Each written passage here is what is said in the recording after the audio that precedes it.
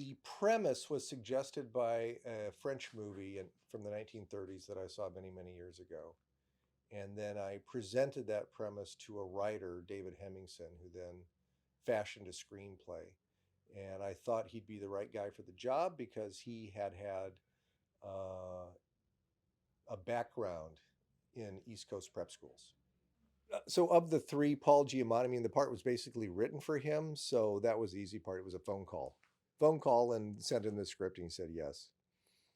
For the part of the cook, I met a number of wonderful actresses, but was partial to Divine Joy Randolph, both because I had seen her and enjoyed her immensely in Dolomite Is My Name, which is a very good movie, by the way. And then our conversation and her reading were very impressive. And probably the most unusual story is the casting of the high school kid. The actor's name is Dominic Sessa. And after failing to find the right actor from auditions submitted from around the English speaking world, we meaning the casting director and I, found him in the drama department of one of the schools where we'd actually be shooting at Deerfield Academy. And he'd never been in front of a camera before.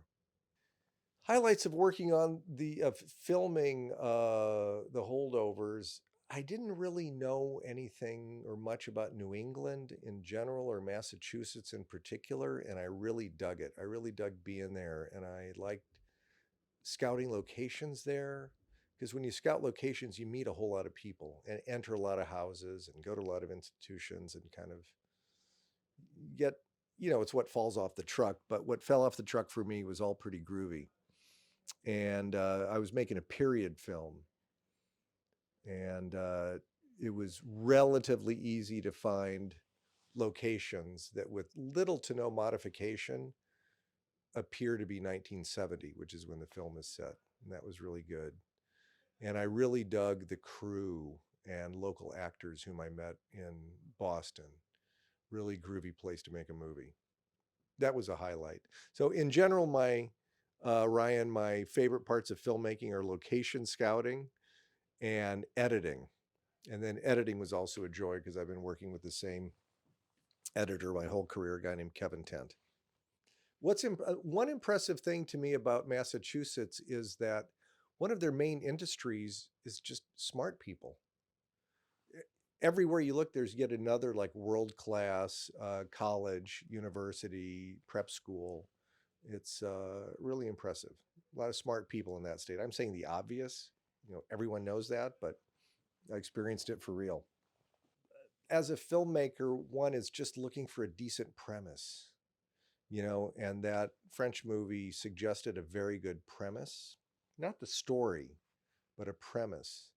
And then when you find a premise that you think could lead to a good or decent feature film, then you start adding on your own concerns, things that, what occurs to you to be a good story. And that's what happened. It was a good premise, and it paid off in terms of allowing the writer and me to hang a lot of our thematic hats on it. Well, it's not just this movie in general, but it's just editing is my favorite part of filmmaking because writing is arduous, is horrible, and directing is exhilarating but physically tiring. And then it's just nice to reach what I call the promised land, which is the editing room, where you just sit atop all that other work. You can have regular hours. You're not having to write, and you're not surrounded by all those carnies on a film set.